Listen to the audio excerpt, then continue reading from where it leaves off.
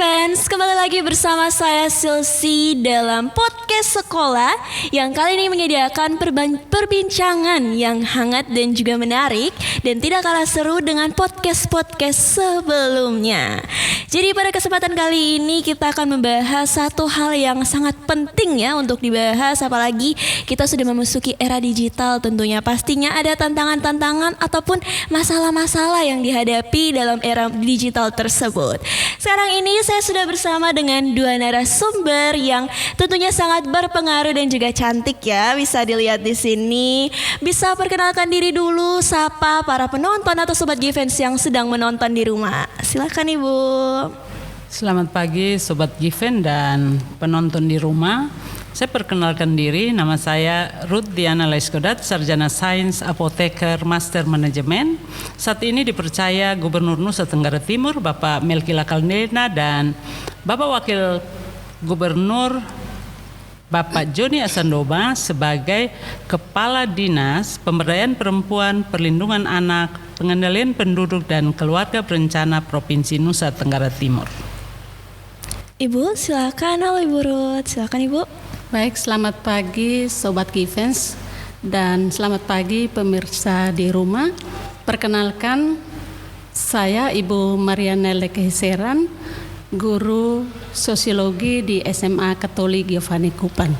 Kali ini saya bersama Ibu Ruth menjadi narasumber untuk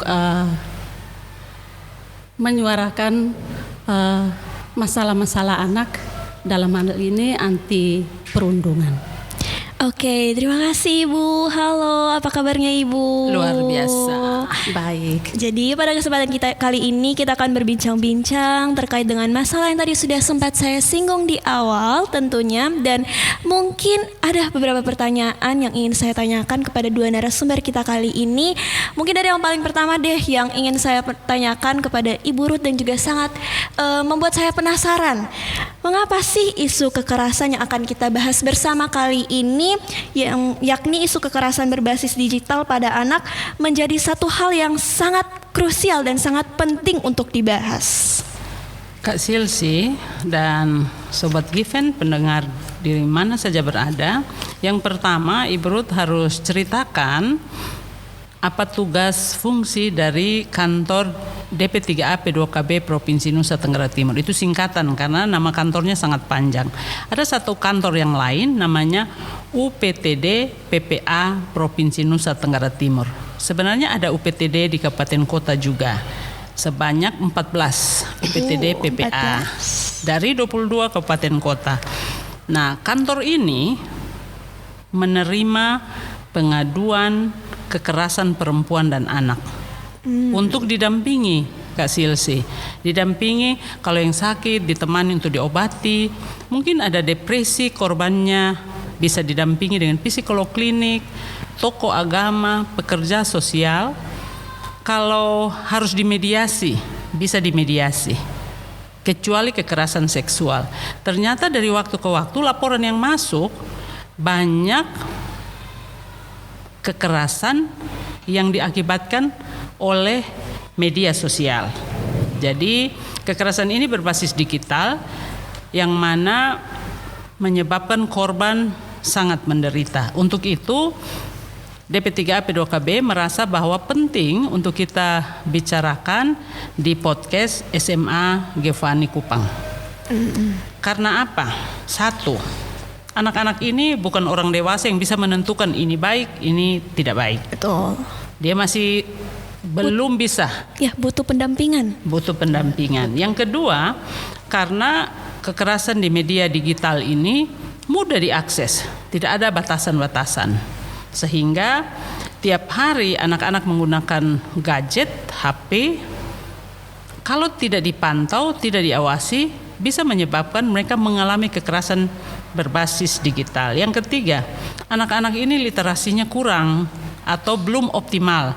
Mereka tidak tahu resiko kalau kekerasan berbasis digital ini menyasar mereka.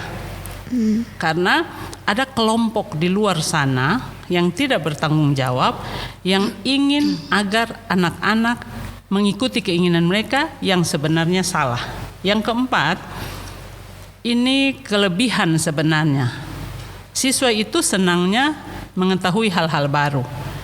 Tetapi dalam hal dunia digital kadang-kadang keinginan ini membuat mereka melihat konten-konten berbahaya. Contoh, ada konten yang awalnya dikira cerita drama yang bagus, ternyata waktu diklik, dibuka, menit pertama sudah ada kekerasan, ada pemukulan, ada kata-kata verbal yang kasar, ada makian, bahkan ada diikat, dikurung. Ini menurutnya cerita drama, tapi sebenarnya ini adalah konten kekerasan yang oleh kelompok yang tidak bertanggung jawab mau supaya anak-anak, termasuk anak-anak di NTT, mengalami kekerasan di dunia digital. Yang kedua, ini biasanya dengan tidak sengaja anak-anak memilih game. Game ini kan tembak, bom. Kalau berhasil naik level, Kalau tiap hari melakukan seperti itu terpapar. Sepertinya dia pahlawan, dia lupa bahwa itu hanya sebuah game. Iya, betul. Nah, ternyata algoritma membaca bahwa wah, anak-anak ini bisa nih diajak untuk melakukan hal-hal yang tidak baik. Salah satu, kita menyebutnya IRED. Kak Silsi, IRED itu intoleran, radikal, ekstremisme, dan terorisme. Jadi sebenarnya ini hobi, tetapi kelompok yang tidak bertanggung jawab di luar sana mengambil nomor anak-anak, dikumpulkan dalam satu grup, kemudian dia memberikan briefing, arahan yang mengarah kepada kekerasan. Yang kelima, kenapa kita harus berbicara kekerasan berbasis digital? Karena kalau anak-anak, kalau siswa, kalau Ibu Ruth bilang anak-anak berarti di bawah 18 tahun. Iya, Betul. Kalau anak-anak sudah terpapar apakah cerita pornografi atau kekerasan tadi, anak-anak lebih cenderung tertutup. Dia merasa bahwa ini rahasia, tidak boleh disampaikan kepada siapapun. Padahal efeknya sudah sangat membahayakan diri anak tersebut. Itu sangat tertutup. Jadi hari ini Ibu Ruth merasa bahwa perlu kita sampaikan kepada anak-anak, siswa, bahwa kalau ada perubahan perilaku dari teman-teman kita harus punya empati untuk itu. Betul. Apalagi digital itu membawa peluang-peluang negatif yang sangat besar juga untuk anak-anak selain peluang positif yang mungkin bisa dirasakan oleh anak-anak di sekitar kita. Oke, mungkin berikutnya dari penjelasan yang tadi Ibu Ruth sudah saya sampaikan, saya sangat paham betul bahwa hal ini adalah satu hal yang sangat penting dan juga genting untuk dibicarakan ya teman-teman. Mungkin Ibu bisa memberitahukan kepada kita semua di sini apakah berkaitan dengan laporan yang tadi Ibu sudah sampaikan, bentuk-bentuk umum kekerasan berbasis digital seperti apa yang mungkin paling sering menimpa anak-anak saat ini dalam penggunaan gadget, handphone, atau penggunaan media sosial, game yang tadi sudah disampaikan.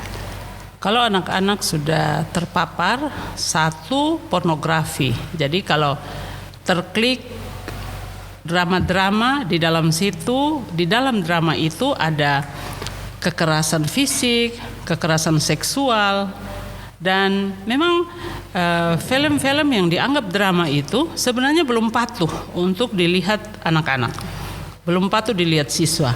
Nah, kalau sudah terpapar kekerasan atau pornografi, yang pertama anak-anak itu mereka lebih senang untuk menonton. Ya, sudah lupa terhadap hobi. Padahal sebenarnya ada hobi olahraga, ada hobi memasak, ada hobi menyanyi, baca. Itu mulai ditinggalkan karena lebih banyak jam dipakai untuk nonton atau bermain game. Yang kedua, akan mempengaruhi mental dan emosional. Itu bisa dilihat dari anak-anak itu kok cemas, yang awalnya ceria menjadi lebih tertutup. Kondisi psikologis. Ya, ada yang biasanya kalau lihat teman, hai, ini tidak, mau tatap mata aja udah enggak mau karena takut ketahuan. Yang ketiga, membuat anak bisa sakit karena main game itu sudah tanpa batas, melihat video-video drama tanpa batas sehingga jam sekolah mulai terabaikan. Yang keempat, anak-anak akan sulit untuk beradaptasi. Jadi yang dulunya senang berteman, jalan-jalan bersama, olahraga bersama, mereka membatasi diri, lebih banyak di kamar, tidak mau banyak bercerita. Mengapa? Yang terakhir mengapa? Karena mereka merasa bahwa kalau saya sampaikan ini, bisa saja HP saya diambil, Disita, jadi nggak bisa. Ya, itu yang membuat kita harus menjaga siswa di sekolah karena hanya beberapa jam, tetapi kita juga mengajak orang tua untuk bersama-sama melakukan pengawasan karena anak-anak bukan orang dewasa yang bisa menentukan ini yang baik, ini yang tidak baik. Masih butuh pendampingan lah. Butuh pendampingan. Oke, itu berkaitan dengan anak-anak butuh pendampingan dari orang dewasa. Sama seperti kita berbicara tentang anak-anak pasti berkaitan dengan sekolah tentunya. Dan saat ini kita sudah menghadirkan Ibu sebagai perwakilan dari sekolah. Dan saya ingin bertanya berkaitan dengan dari penjelasan yang sudah disampaikan oleh Ibu Ruth ataupun dari pengalaman-pengalaman yang kita ketahui bersama, tersiar berita-berita di media sosial berkaitan dengan kekerasan yang terjadi di lingkungan sekolah seperti bullying, cyberbullying, kekerasan seksual dan juga berbagai jenis kekerasan lainnya lah yang terjadi di lingkungan sekolah. Baru terungkap ketika sudah berjalan jauh. Jadi menurut Ibu sendiri, apakah sekolah sebenarnya sempat melihat perubahan perilaku atau gejala awal yang mengarah pada kekerasan tersebut, atau justru tanda-tanda itu tidak terlihat sejak awal, Ibu? Bisa dijelaskan dan mungkin faktor apa saja yang membuat guru seringkali kesulitan mengenali sinyal-sinyal awal tersebut yang sudah seperti guru jelaskan, jadi tiba-tiba pendiam, yang lain sebagainya. Baik Kak Selvi, seharusnya guru dan pihak sekolah sudah harus tahu, tentu lewat wali kelas dan guru mata pelajaran. Jadi wali kelas yang selalu berada di dekat siswa harusnya sudah memantau sejak dini, harus sudah mendeteksi bahwa si A mungkin pada saat sekarang ini sedang murung, atau ada yang mungkin menarik diri dari pertemanan, kemudian ada yang hilangnya konsentrasi. Itu harusnya seorang wali kelas sudah harus mendeteksi terlebih dahulu. Kemudian yang kedua, guru mata pelajaran. Bahwa dalam kurikulum itu ada satu kegiatan di awal pembelajaran yang namanya keterampilan sosial emosional. Nah, di situ ketika seorang guru sebelum menyiapkan pembelajaran, guru sudah harus bisa mengkondisikan anak-anak seperti apa. Ada yang mungkin ketika berada di kelas mukanya sedang murung, ada yang cemberut, ada yang marah dan sebagainya. Karena kita perlu menyadari bahwa tidak semua anak yang datang ke sekolah itu membawa suasana hati yang sukacita atau ceria. Sehingga harusnya seorang guru mata pelajaran sudah harus mendeteksi, kemudian diam-diam mendata, lalu dia memberikan kepada wali kelas dan guru BK. Nah, kemudian apabila sinyal-sinyal yang terlihat terlambat untuk dideteksi, maka itu ada faktor penyebabnya. Menurut saya ada dua faktor penyebab. Kebiasaan atau kelalaian pihak sekolah biasanya menganggap sebuah perundungan itu ketika seorang anak sudah mengalami kekerasan fisik. Seorang anak sudah memar, sudah berdarah-darah, sudah cedera fisik, baru menganggap bahwa di sini terjadi kekerasan. Padahal sesungguhnya masalah relasional, masalah pertemanan, di mana ketika banyak anak yang saling mengejek, saling mengganggu, saling menghina, itu sesungguhnya awal dari munculnya berbagai perundungan, terutama tindakan-tindakan kekerasan. Sehingga seorang guru dan wali kelas, kemudian pihak sekolah harusnya sudah mendeteksi ini sejak awal. Betul sekali. Jadi hal-hal yang biasanya dianggap sepele padahal itu adalah pemantik awal dari kasus kekerasan di betul lingkungan sekali, sekolah. Kasian. Mungkin berbicara berikutnya kita sudah masuk terkait dengan kalau di lingkungan sekolah, masih bahas lingkungan sekolah dulu. Kalau berbicara pencegahan dan langkah edukasi, apa saja yang sudah diterapkan di sekolah untuk membangun kebiasaan digital yang aman dan sehat bagi siswa? Ya, sebenarnya sekolah selalu melakukan langkah-langkah edukatif, langkah-langkah preventif, kemudian persuasif. Jadi langkah-langkah preventif, misalnya lewat pengarahan-pengarahan kepala sekolah, adanya sosialisasi baik di sekolah oleh wali kelas, oleh guru mata pelajaran, kemudian pada kegiatan-kegiatan ekskul, dalam hal ini pramuka, OSIS, kemudian sosialisasi dari pihak luar seperti kepolisian dan sebagainya. Jadi itu adalah langkah-langkah pencegahan.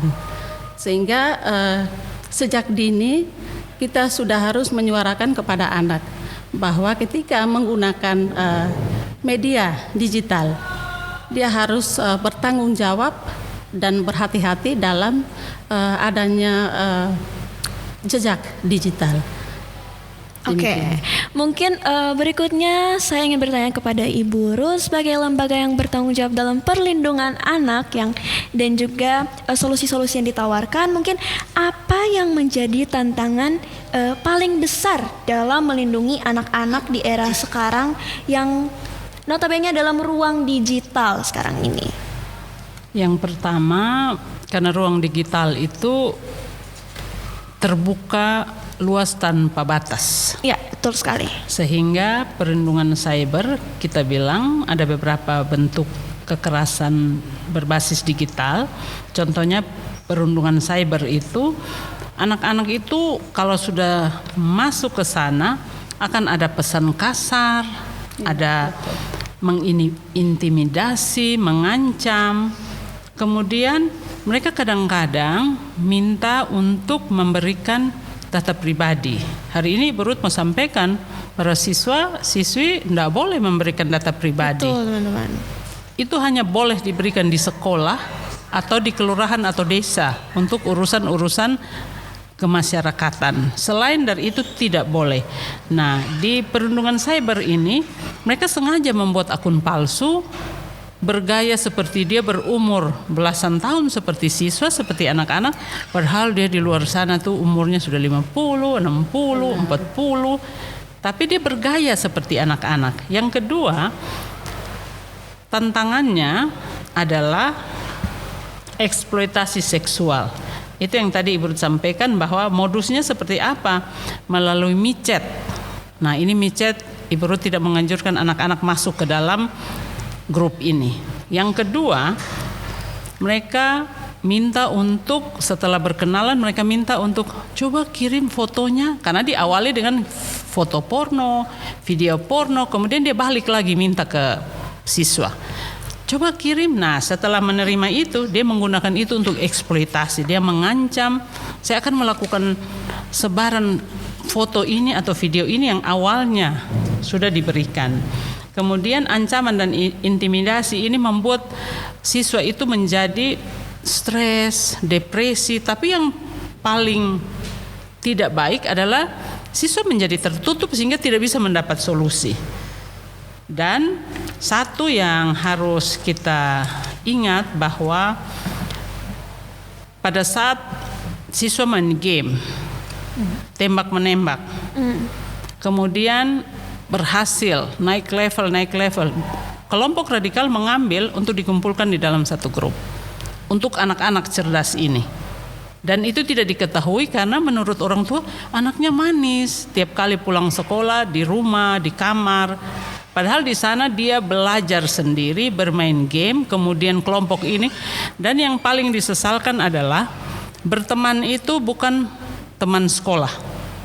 Dia sudah antar kota, Betul. antar negara, kemudian dia naik level, dia memberikan contohnya potongan-potongan tubuh.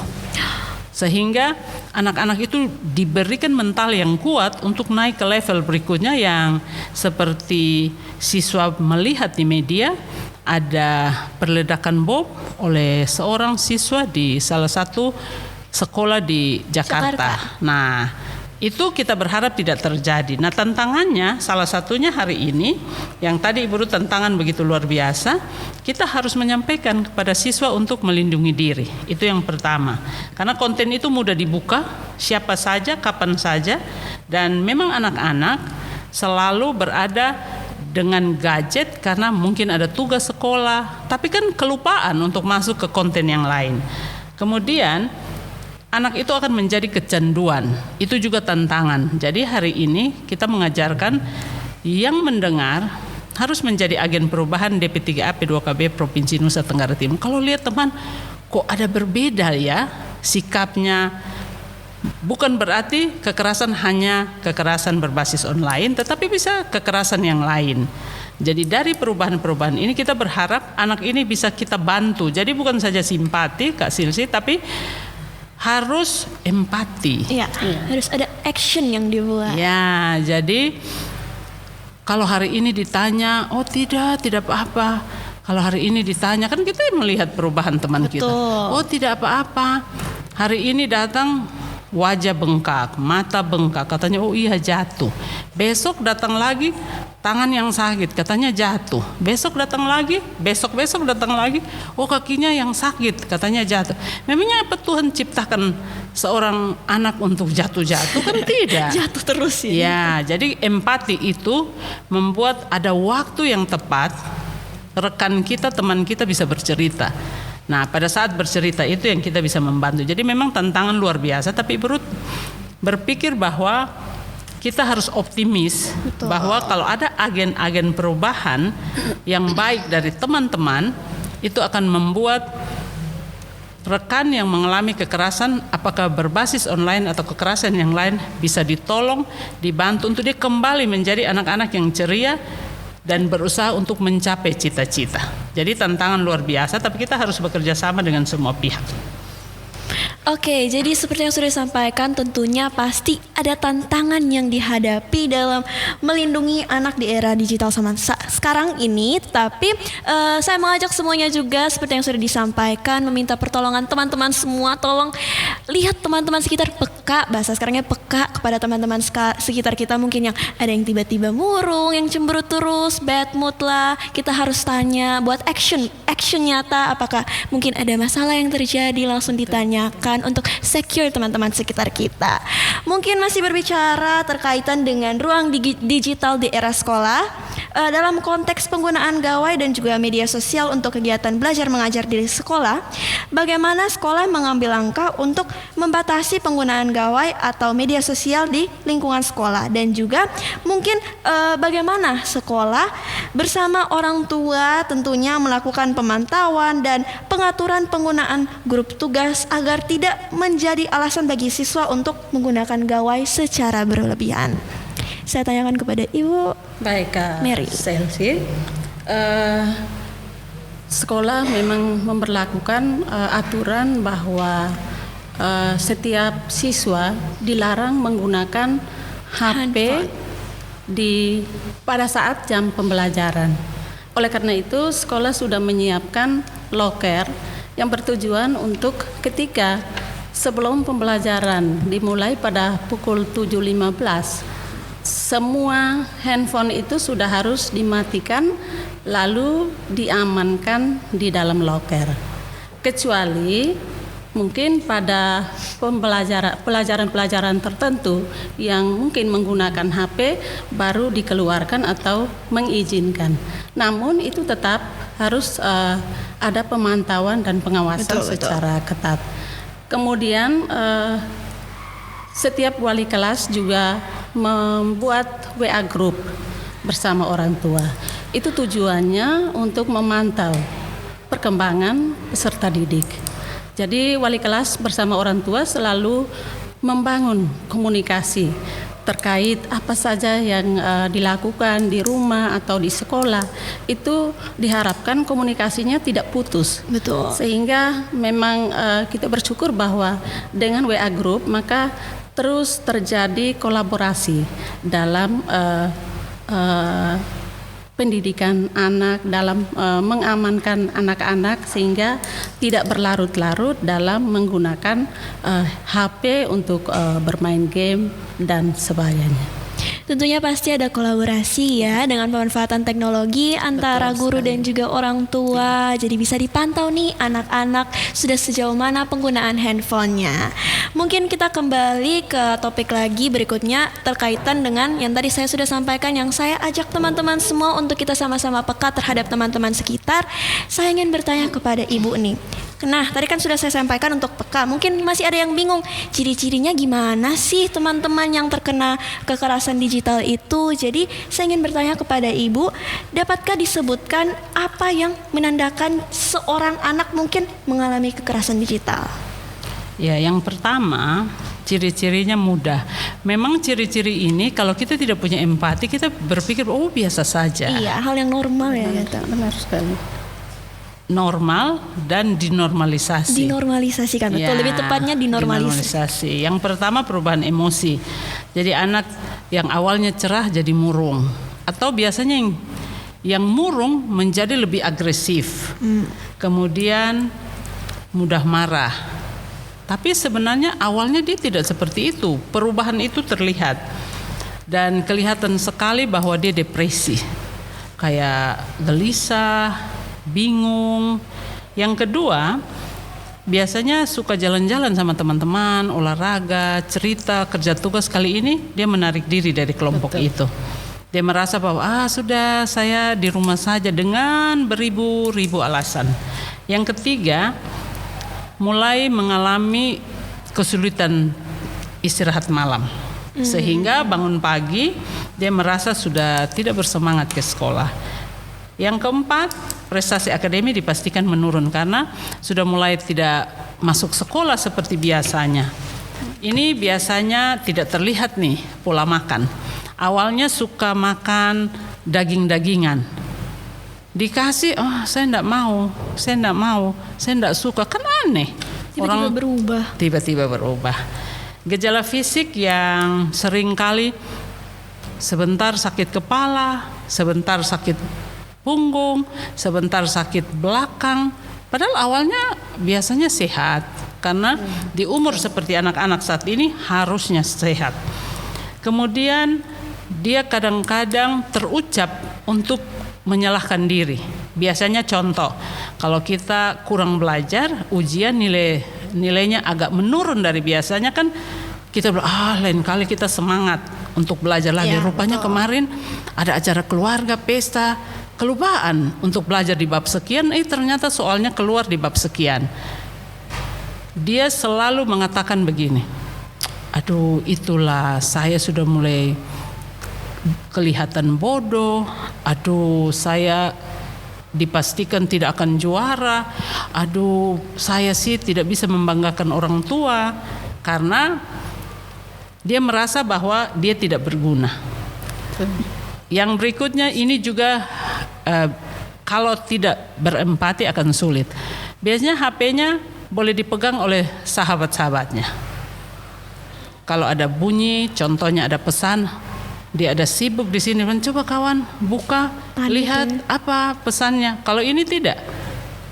Tiap bunyi langsung cepat-cepat berusaha ambil. Tiap bunyi langsung berusaha ambil. Seakan-akan orang lain tidak boleh melihat HP-nya. Berusaha untuk orang tidak melihat. Seperti menyembunyikan. Kemudian kalau ada bunyi pesan masuk tuh berusaha secepatnya buka, karena ini pesan apa ya, pesan apa lagi yang dikirim ya. Padahal harusnya kan tidak seperti itu. Seperti normalnya ambil, lihat, ternyata ada pesan dari orang tua, ada pesan dari sahabat, ada foto dari sahabat. Kalau ini dia sengaja bahwa barang ini seperti hanya untuk dia. Nah, itu kurang lebih beberapa ciri di mana kalau ada perubahan dari teman-teman kita seperti itu, ya kita harus bisa mendekati dengan cara yang sopan. Kalau saat ini pertanyaan pertama, kawan ada apa? Oh, enggak ada apa-apa. Ya jangan kapok.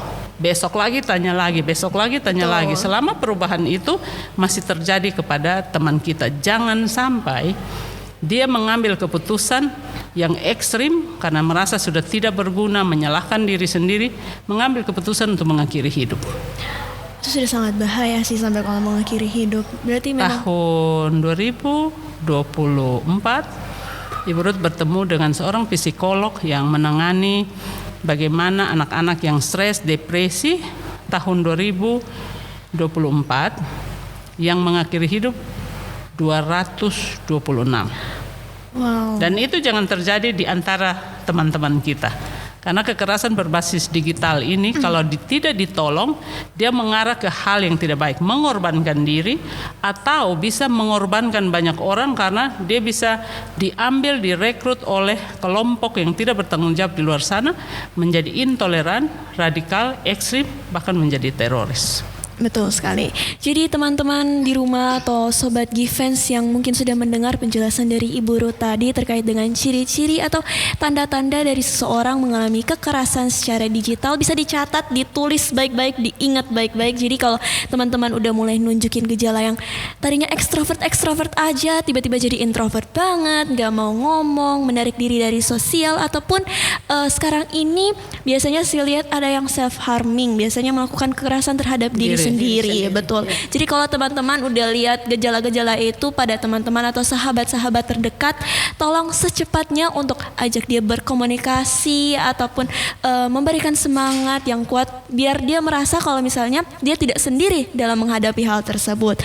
Mungkin teman-teman di rumah masih bingung komunikasi yang tepat atau pendekatan yang tepat dalam menangani atau mengatasi teman-teman seperti itu bagaimana? Saya ingin tanyakan kepada Ibu Ruth, apa pendekatan terbaik yang dapat dilakukan untuk membuka komunikasi sehingga anak berani untuk bercerita tentang kondisinya atau melapor, karena biasanya anak-anak yang mengalami kekerasan itu takut untuk bercerita terkait dengan apa yang mereka alami. Yang pertama, komunikasi yang baik itu membangun kepercayaan diri. Betul. Jadi kalau temannya, aduh saya sih salah, aduh saya tidak berguna. Nah, kita bilang bahwa kamu bisa kok, mampu kok. Kasiel, Ibu Ruth ini mengajar anak sekolah minggu kurang lebih udah 28 tahun. Sebelum mulai, Ibu Ruth selalu bilang begini. Kalau Ibu Ruth tunjuk ke diri Ibu Ruth harus sebut Ruth hebat. Nanti kalau tunjuk ke Kak Sil harus sebut Sil hebat. Nah, komunikasi seperti itu membuat teman kita yang sudah dalam persoalan kekerasan digital bisa merasa bahwa oh saya berguna kok. Yang kedua, berbicaranya harus santai.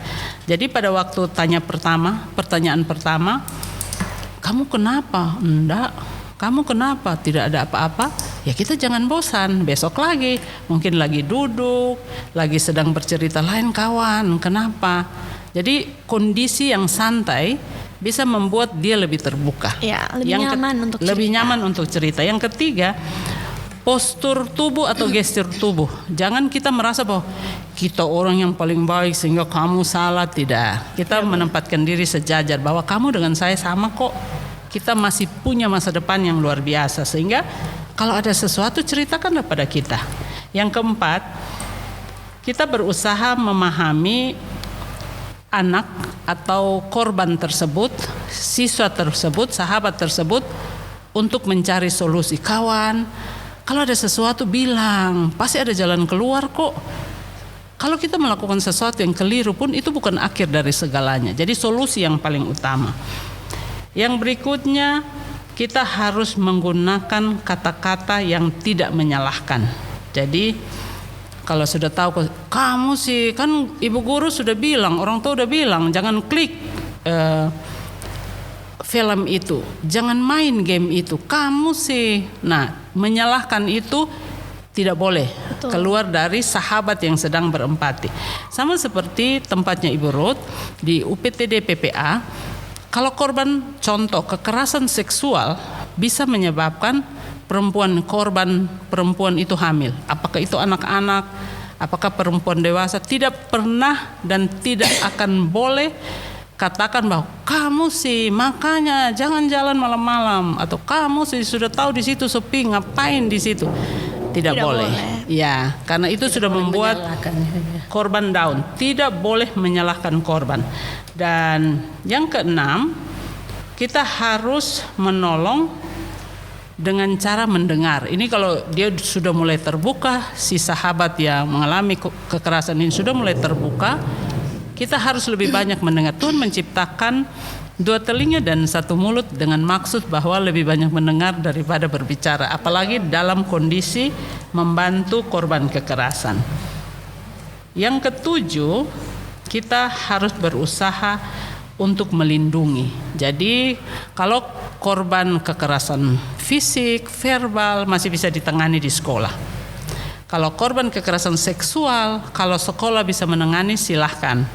Tetapi ke sekolah merasa bahwa patut untuk dilaporkan, dibantu oleh UPTD PPA Provinsi, UPTD PPA Kota atau Kabupaten. Laporkan itu agar bisa didampingi korbannya.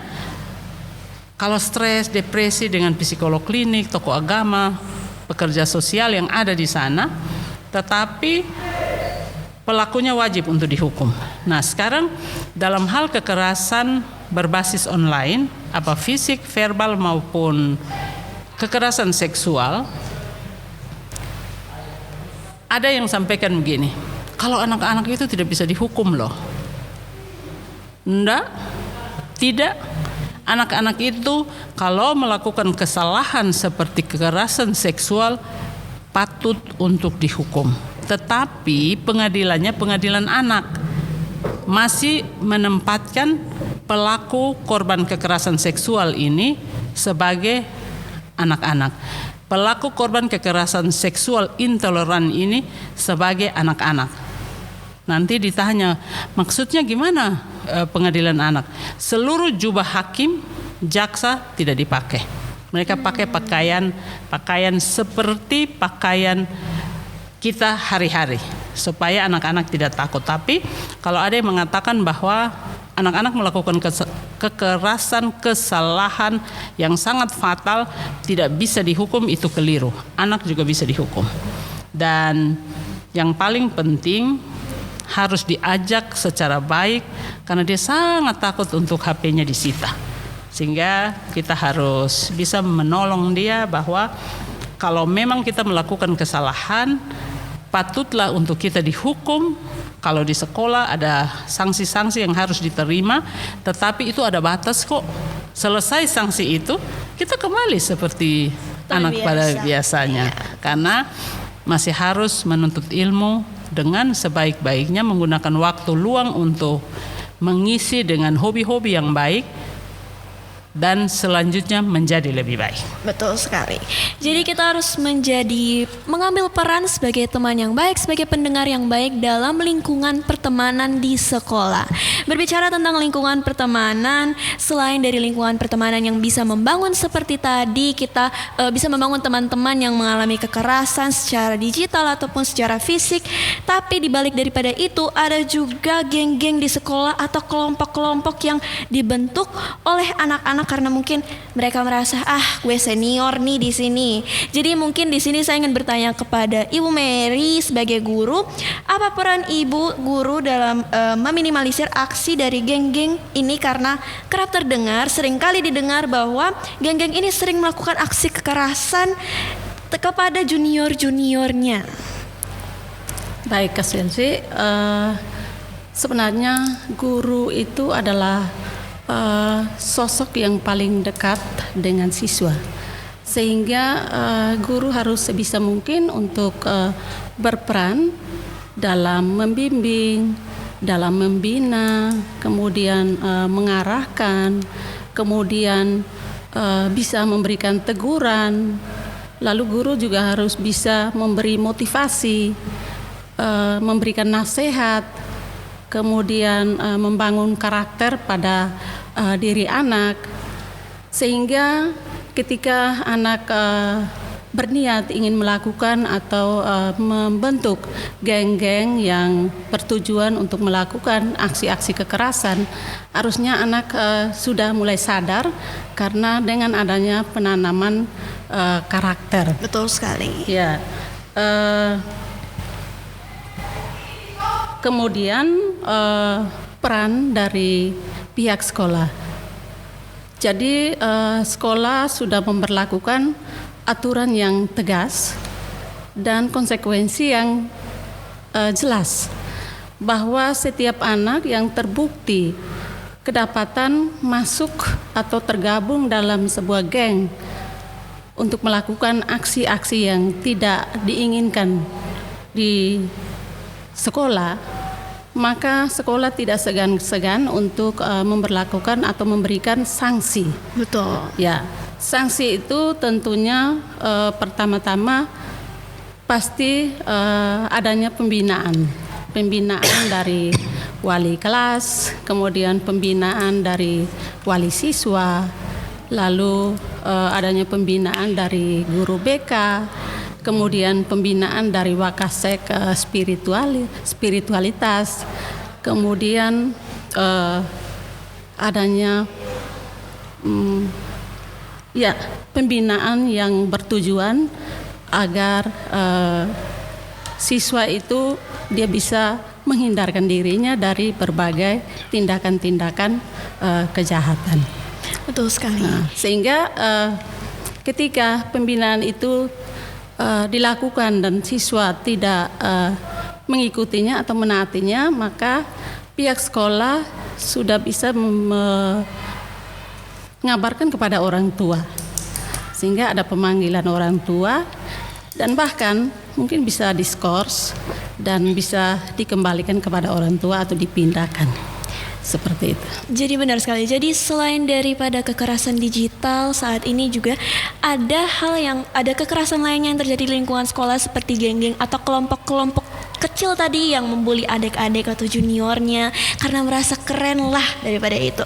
Selain daripada itu juga kembali kepada kekerasan digital, saya ingin bertanya kepada Ibu Ruth, bagaimana cara kita sebagai generasi muda yang hidupannya full sosmed nih, kehidupannya main HP, bangun tidur main HP, bangun tidur scroll sosmed. Bagaimana cara kita menghindari agar tidak terjebak dalam akses digital yang ujung-ujungnya pada kekerasan? Yang pertama, supaya kita terhindar dari kekerasan digital, jangan pernah mengklik tautan yang mencurigakan. Ya, betul. Jadi keingintahuan besar, tapi jangan pernah mengklik tautan yang mencurigakan. Yang kedua, kalau sudah terlanjur klik dan ternyata bukan ini maksud saya, ternyata ini kekerasan, ini ciri pornografi, ini game yang tidak baik karena mengandung kekerasan, maka hentikan segera, jangan melanjutkan. Yang kedua, abaikan pesan ajakan orang yang tidak dikenal. Jadi media sosial kita tidak tahu siapa dia, berapa umurnya, baik atau tidak. Sebaiknya jangan menerima pesan-pesan itu. Yang ketiga, jangan mudah percaya dengan konten-konten yang tadi Ibu Ruth sampaikan bahwa terlihat di promosi depannya baik, ternyata waktu dibuka tidak baik. Anak-anak berhak kok memutuskan nonton seterusnya walaupun sudah diklik. Yang keempat, jaga algoritma. Jadi kalau kita sering melihat konten-konten yang mengandung kekerasan, mengandung pornografi, maka itu akan terbaca dan akan dimanfaatkan oleh orang-orang yang tidak bertanggung jawab di luar sana. Seperti apa mereka mengambil data itu, karena itu merupakan kekerasan berbasis online, kemudian mereka akan melakukan informasi-informasi negatif. Jadi menjaga algoritma, anak-anak, siswa jangan melihat konten-konten yang negatif. Batasi akses grup yang tidak dikenal. Jadi dari diskusi dengan Ibu Ketua Densus 88 yang ada di Nusa Tenggara Timur, mereka katakan bahwa sahabat anak-anak sekarang, sahabat siswa sekarang bukan seperti teman di kelas sebelah, kakak kelas atau adik kelas, tetapi ternyata antar kota. Karena grup WA itu kan tidak ada batasnya, bahkan antar negara. Kita tidak tahu doktrin apa yang akan dia berikan kepada kita melalui grup yang tidak kita kenal. Jadi kalau ada grup seperti itu, keluar. Kalau dimasukkan lagi, keluar lagi. Kalau memang tidak bisa, laporkan kepada orang tua, laporkan kepada guru, atau laporkan kepada pemerintah untuk ditindak lebih lanjut. Dan yang terakhir, interaksi dengan orang yang tidak dikenal di media yang terlihat baik belum tentu seindah itu. Sehingga hati-hati, Ibu Ruth pesan, hati-hati kalau ada permintaan data diri. Jadi alamat, sekolah, bahkan kartu identitas anak tidak boleh. Supaya dia tidak bisa mengambil, kelompok yang tidak bertanggung jawab di luar sana tidak bisa mengambil langkah yang lebih jauh lagi untuk mempengaruhi para siswa atau anak-anak ke arah pornografi atau kekerasan berbasis digital. Betul, meneruskan pesan dari Ibu Ruth tadi, ingat sekali lagi teman-teman, besti-besti semua yang lagi nonton, Sobat Givens, hati-hati kalau ada pesan yang minta data diri dan alamat dan lain sebagainya, bisa-bisa penipuan dan juga berujung pada kekerasan. Mungkin saya ingin bertanya lagi kepada Ibu Ruth, apa yang menjadi prinsip dasar perlindungan anak yang harus dijaga dalam dunia digital saat ini? Yang pertama, kita harus jaga karena dunia digital ini ada efek baik, ada buruk. Buruknya juga, betul. Baik sebenarnya lebih banyak. Iya sih. Ya, tapi ada buruknya. Sehingga prinsip dasar yang pertama harus ada landasan etis. Jadi kita melihat, sesuatu yang tidak etis jangan dilanjutkan. Yang kedua, untuk kepentingan terbaik anak. Jadi bukan berarti ya semua di stop, HP disimpan, tidak boleh digunakan, tidak juga. Betul. Tapi kepentingan terbaik anak itu ada waktu boleh digunakan, ada waktu tidak boleh menggunakan media. Nah, tadi Ibu Mary sudah sampaikan, saya setuju dengan apa yang sudah dilakukan di sekolah dan orang tua juga harus melakukan itu. Kita harus membuat perjanjian dan komitmen. Betul, komunikasi penting. Yang pertama, kalau dibilang hanya boleh menggunakan untuk mata pelajaran tertentu, mata pelajaran lain tidak boleh. Jangan coba-coba, harusnya disimpan di loker, HP-nya sengaja dibawa di dalam tas. Atau dengan orang tua harus bikin komitmen atau perjanjian. Hanya boleh menggunakan HP 1-2 jam mungkin untuk mengerjakan tugas atau mungkin menonton film-film yang baik, yang lucu, yang mengajarkan tentang budaya. Apabila tidak melakukan seperti perjanjian, wajiblah untuk dihukum. Tapi dihukum ini bukan hukum dengan pukul, tidak. Harus mengerjakan tugas atau tidak boleh menggunakan gadget di besok hari. Iya. Sehingga perjanjian itu harus sama-sama sepakat. Dan pentinglah harus memberikan reward. Yes. Jadi kalau orang tua, kamu patuh, malam minggu kita boleh kok Apresiasi. makan di luar, Hang out. atau boleh kok diberikan agenda baru. Mungkin dia senang menulis atau dia sedang melukis, boleh kok kamu punya cat yang baru. Karena itu hal positif yang membuat orang tua dipercaya, orang tua juga mempercayai anak. Dan hukuman harus diberikan karena perjanjian itu sudah harus dibuat dari awal. Yang ketiga, hak atas privasi. Memang untuk persoalan media sosial ini anak-anak punya privasi untuk itu, tapi tidak salah juga. Contoh, kalau anak punya Facebook, orang tua mengikuti supaya dia tahu bahwa ini masih di dalam rel yang benar. Yes. Yang keempat, hak untuk mendengar. Yang tadi Ibu Ruth sampaikan bahwa kadang-kadang orang tua di Nusa Tenggara Timur dipastikan ada yang, tapi ada juga yang baik, tapi ada yang kalau anak baru mau bercerita katanya tidak punya waktu, nanti saja. Betul. Kamu anak kecil. Nah, kalau 2-3 kali seperti itu, anak-anak merasa bahwa dia tidak punya hak untuk berbicara. Di dunia kekerasan digital, siapa saja bisa terkena. Profesi apa saja bisa kena. Bukan anak-anak saja, tetapi orang dewasa juga bisa terkena seperti itu. Bila anak-anak terkena kekerasan berbasis digital atau kekerasan berbasis online secara langsung, dia tidak berani bercerita karena memang dididik di rumah bahwa 1-2 kali cerita tidak mau dengar orang tua, 1-2 kali cerita tidak mau dengar orang tua. ataupun guru. Kadang-kadang memang guru begitu lelah, capek, tetapi kadang ada anak-anak yang sudah mulai terbuka. Bu, boleh enggak 1-2 menit saya bercerita sesuatu, ini emergensi Bu. Guru bilang besok saja. Besok WA lagi, Bu, aduh ini sudah harus Bu, saya tidak bisa lagi, saya kesulitan. Pas ujian, lusa aja. Nah, kita tidak memberikan waktu terbaik untuk anak karena kita tidak memberikan kesempatan untuk mendengar apa cerita mereka. Padahal di luar sana anak-anak sudah sedang kesulitan. Dan yang paling penting Ibu Ruth usulkan kalau punya hobi, punya kesenangan-kesenangan tersendiri seperti hal positif seperti di dunia seni, melukis, menyanyi, menggambar, memasak, olahraga, lakukan itu untuk mengisi waktu luang karena itu berpengaruh positif terhadap perkembangan siswa atau perkembangan anak-anak. Oke, terima kasih banyak atas poin-poin dan juga prinsip-prinsip penting mengenai mengapa kita harus ada perlindungan anak. Dan juga saya ingin bertanya lagi kepada Ibu Mary sebagai pihak sekolah, menangkap yang tadi disampaikan oleh Ibu Ruth terkait dengan hak untuk didengar. Saya ingin bertanya nih, pernahkah pihak sekolah itu membuat suatu terobosan misalnya meminta anak menulis situasi terkini sekolah yang mereka alami tanpa menyembunyikan identitas sehingga bisa menjadi tools atau menjadi alat yang digunakan bagi sekolah untuk membimbing anak-anak yang mungkin mereka mengalami kekerasan di lingkungan sekolah?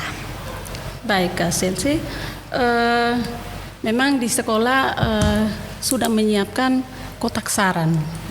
Jadi adanya kotak saran itu untuk menampung segala macam keluhan, segala macam masukan atau segala hal yang berhubungan dengan teman-teman, baik teman sekelas atau teman-teman di sekolah ini. Kemudian ada masukan juga untuk Bapak Ibu guru, untuk Bapak Ibu pegawai, dan juga anak juga bisa menulis masukan untuk layanan yang diberikan oleh pihak sekolah. Sehingga ketika disiapkan kotak saran, maka pihak sekolah mungkin sedini mungkin bisa melihat adanya keluhan-keluhan atau adanya mungkin tindakan kekerasan yang belum terdeteksi oleh pihak sekolah. Sekolah bisa menanganinya sejak dini. Jadi dengan adanya kotak saran bisa menampung semua keluhan, semua masukan atau semua unek-unek yang dirasakan oleh siswa dan bisa dimasukkan ke dalam kotak saran. Sehingga harapannya bahwa kotak saran itu harus bisa terus dibuka kemudian dibaca oleh pihak sekolah sehingga pihak sekolah bisa mengetahui apa yang sedang terjadi dan bagaimana cara untuk mengatasinya. Jadi sudah ada ya kotak saran dan juga terobosan yang dilakukan untuk mendengar keluhan-keluhan dari siswa-siswi yang mungkin merasa tidak nyaman di lingkungan sekolah atau lagi ngerasain kekerasan dan takut bercerita, mereka bisa melalui kotak saran secara tertulis. Mungkin itu langkah yang dilakukan sekolah. Berikutnya kembali lagi kepada Ibu Ruth. Jangan bosan-bosan ya Ibu, sil nanyanya banyak ini. Oke, berikutnya langkah apa yang dibuat oleh DP3AP2KD Provinsi Nusa Tenggara Timur dalam memperkuat perlindungan anak dari kekerasan?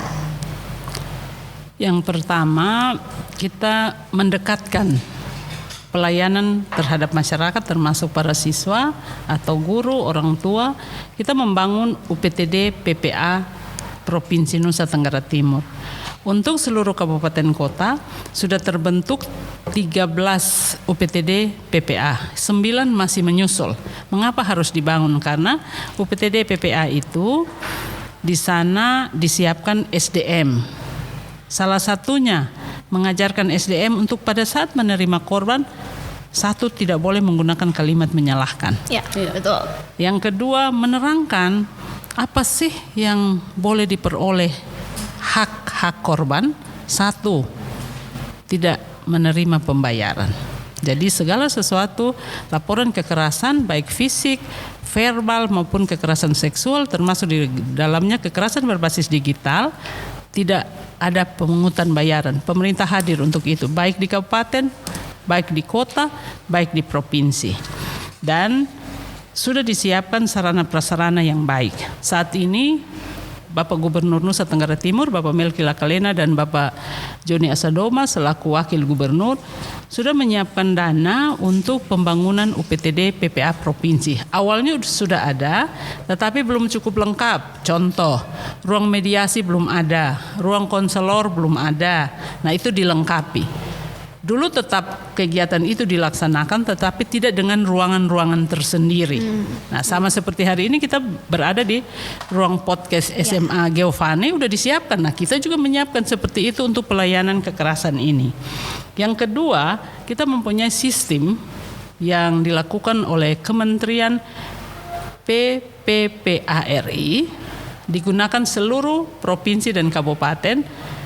Kalau ada masalah, telepon di call center bebas pulsa Sapa 129 atau nomor WA 0813 kali 111 129 129. Ibrut ulangi 08 111 129 129.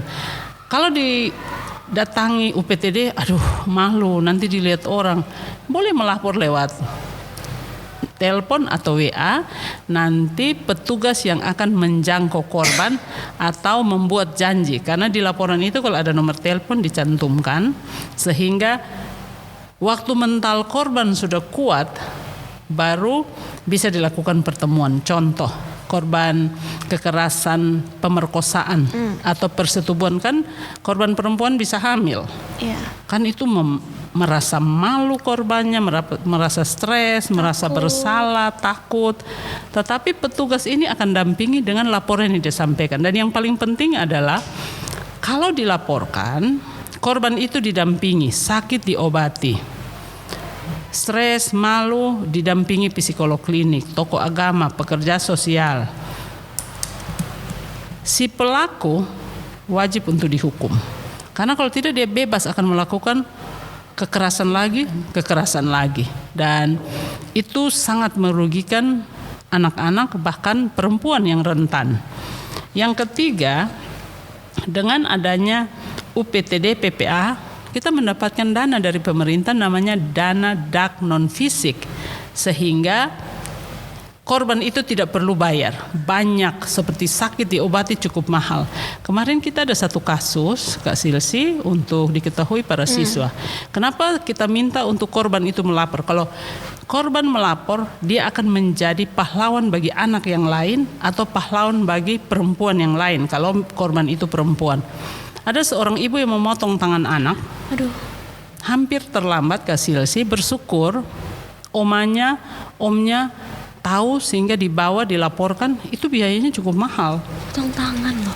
Iya, karena latar belakangnya, makanya kita hari ini berbicara untuk tidak melakukan kekerasan, apa fisik, verbal maupun kekerasan seksual, karena korban itu akan mengalami kerugian yang sangat besar. Yang kedua, kalau tidak dilaporkan, korban trauma di kemudian hari pada saat dewasa punya jabatan, punya kekuasaan, punya uang, dia akan melakukan kekerasan yang luar biasa. Dan saya pikir contoh seorang anak yang dipotong ibunya adalah pelampiasan karena dia sudah bingung dengan pengalaman dia yang mengalami kekerasan terus-menerus. Jadi UPTD hadir untuk membantu, dan penyediaan biaya pengobatan tadi Ibu sampaikan bahwa itu adalah biaya DAK non fisik yang disiapkan pemerintah. Hal berikutnya yang bisa menolong korban, kita melakukan tindakan preventif, edukasi kepada masyarakat. Jadi edukasi kepada masyarakat mulai online, juga secara offline. Yang berikutnya, membangun dunia digital yang bijaksana. Jadi hal-hal baik harus diceritakan, dan kita juga mendapatkan bantuan dari NGO. Kita bekerja tidak sendiri, bisa bekerja sama dengan RRI, TVRI, NGO seperti UNICEF, Siap Siaga, CIS Timor, skala banyak yang selalu membantu kita agar persoalan kekerasan berbasis digital ini bisa dieliminir dari waktu ke waktu. Karena apa? Karena siswa, anak mempunyai benteng yang kuat karena pengetahuan literasinya bagus. Betul. kita mempunyai penyusunan rencana sesuai isu-isu yang terjadi. Dan kerjasama ini yang paling penting kita lakukan karena garda terdepan memang DP3A P2KB, tapi masyarakat, tokoh agama, tokoh masyarakat, siswa sendiri, orang tua juga harus menjadi agen perubahan dari DP3A P2KB Provinsi Nusa Tenggara Timur. Oke, jadi sudah ada ya langkah-langkah yang sudah dipersiapkan untuk melakukan perlindungan terhadap anak-anak. Jadi di sini juga ada pemanfaatan digital, guys. Jadi buat yang takut bertemu secara langsung menyampaikan keluh kesahnya bisa melalui WhatsApp dan juga nomor yang tadi sudah disampaikan. Hasil sih ada satu lagi, kita mempunyai Betul. media sosial. Oh, media DP3A sosial. P2KB Provinsi Nusa Tenggara Timur. Itu informasi terbaru yang selalu diberikan. Anak-anak bisa memilih. Contoh ya, salah satunya kita pernah melakukan lomba pembuatan film pendek bagi siswa untuk stop kekerasan anak. Tapi SMA Gavane kayaknya enggak ikut deh waktu itu. Nanti pasti ikut. Jadi dari film itu setiap kita informasi melalui media sosial DP3A P2KB Provinsi NTT, kita di antara satu tahap dan tahap berikut kita putar film itu supaya dunia siswa, dunia anak bisa melihat dari pesan itu. Iya betul. Ya. Apalagi anak-anak sekarang lebih suka yang kayak film-film gitu, nonton film, jadi Ya. bisa ambil pesan moral dari film tersebut. Ya. Oke, mungkin berikutnya berkaitan dengan langkah-langkah dan juga penyelesaian masalah yang tadi kita sudah sampaikan bersama, saya ingin bertanya kepada Ibu Mary, tentunya ada harapan-harapan dalam menyelesaikan masalah-masalah kekerasan di sekolah. Jadi saya ingin bertanya nih Ibu, apa harapan Ibu sebagai salah satu guru dan juga guru-guru mungkin merangkup guru-guru yang lain terhadap orang tua dan murid dalam mewujudkan budaya sekolah aman dan anti kekerasan? Baik, harapan kami sebagai seorang guru kepada orang tua bahwa orang tua merupakan atau keluarga merupakan agen yang pertama dan utama yang paling penting dalam pembentukan kepribadian anak. Sehingga bagi orang tua yang saat ini mendengarkan saya, orang tua harus sebisa mungkin memainkan perannya dengan sungguh-sungguh. Bisa memainkan beberapa peran. Misalnya, ada saatnya orang tua berperan sebagai bapak dan mama, di mana seorang kepala keluarga dia bertugas untuk memenuhi kebutuhan anggota keluarganya, mencari nafkah. Kemudian seorang ibu keluarga itu merupakan hati keluarga, di mana seorang ibu harus bisa menciptakan suasana rumah yang kondusif. Dia harus memberikan kasih sayang kepada anggota keluarganya, sehingga ketika anggota keluarganya bepergian, mereka punya kerinduan untuk kembali ke rumah. Dan anggota keluarganya malah tidak memilih rumah ketiga sebagai satu bentuk pelampiasan. Kemudian orang tua juga harus bisa berperan sebagai seorang guru, bahwa di dalam keluarga pun bisa dilakukan adanya pendidikan karakter, pendidikan moral, penanaman karakter, pendidikan agama, kemudian pembentukan keterampilan-keterampilan. Sehingga seorang anak ibaratnya ketika dia keluar rumah, dia sudah menjadi satu landasan, mempunyai satu fondasi yang kuat, sehingga ketika diterpah oleh berbagai kejahatan-kejahatan, dalam hal ini seperti kejahatan berbasis digital dan sebagainya, anak sudah tahu bagaimana cara untuk menghindari, ya seperti itu. Kemudian salah satu peran yang harus dimainkan oleh orang tua adalah berlaku sebagai seorang sahabat atau teman di dalam keluarga. Orang tua harus bisa mendekatkan diri dengan anak selayaknya sebagai seorang teman, karena ketika kita mendekatkan diri dengan anak, maka anak akan lebih mudah tanpa ada rasa takut untuk menceritakan apa yang ia rasakan, termasuk hal-hal mungkin ada kekerasan, ada sesuatu yang dipendam. karena takut untuk menceritakan. Tetapi dalam suasana yang santai, orang tua bisa menempatkan diri sebagai sahabat, maka dia akan dengan mudah untuk mendengarkan keluh kesah dari anak-anaknya. Jadi di sini peran orang tua sangat penting Iya, ya, betul bisa sekali, memainkan, Kak Sil. apalagi memainkan peran sebagai sahabat itu saya rasa itu sangat-sangat penting bagi anak-anak seperti kita yang membutuhkan teman-teman cerita. Iya. Jadi biar anak-anaknya jangan sampai salah teman cerita, justru Benar malah cerita ke sekali. orang lain. Ya. Kemudian untuk siswa di luar sana, Ibu berharap mewakili Bapak Ibu guru, hindari adanya perundungan, adanya kekerasan berbasis digital. Jangan menjadikan sebuah perbedaan sebagai satu permusuhan. Yes, betul sekali. Tetapi jadikanlah perbedaan itu sebagai sesuatu yang indah yang patut disyukuri. Anak-anak harus sadar bahwa setiap teman yang ada di sekitar kita itu sesungguhnya adalah saudara. Maka Ibu berharap bahwa cintailah saudaramu seperti kalian mencintai dirimu sendiri. Ya. Oke, betul, tetap diingatkan untuk jangan sampai melakukan kekerasan kepada teman-teman sekitar kita hanya karena sebuah perbedaan. Padahal perbedaan itu suatu kekayaan loh teman-teman, yang harus kita syukuri. Indah banget ya kita berbeda-beda ini. Oke, tidak terasa kita sudah 1 jam lebih ya menemani para sobat Givens di sini. Pertanyaan terakhir nih yang ingin saya tanyakan kepada Ibu Ruth. Apa pesan moral yang ingin disampaikan bagi teman-teman semua yang sedang menonton, orang tua, anak-anak, dan juga masyarakat dalam menghadapi tantangan kekerasan digital saat ini? Pesan untuk orang tua, jadilah filter utama dan sahabat digital anak, di mana orang tua bukan saja sebagai pengawas, tetapi orang tua ada hadir secara emosional sebagai sahabat yang mendengarkan tanpa menghakimi anak. Pesan untuk anak, pesan untuk siswa harus berani kritis bertanggung jawab. Jaga jejak digitalmu, berani bicara, berani melapor, karena kekerasan cyber itu menyakiti dan mengganggu masa depan. Dan para siswa memiliki kekuatan untuk menghentikannya dengan tidak ikut serta. Untuk masyarakat, ciptakan ekosistem digital yang aman dan peduli. Kak Silsi, sebelum mengakhiri ini dengan pesan-pesan ini, Ibu Ruth mengucapkan terima kasih kepada Romo, kepala sekolah. Oh iya. Terima kasih untuk Ibu Mary Seran selaku guru mewakili guru SMK Giovanni Kupang.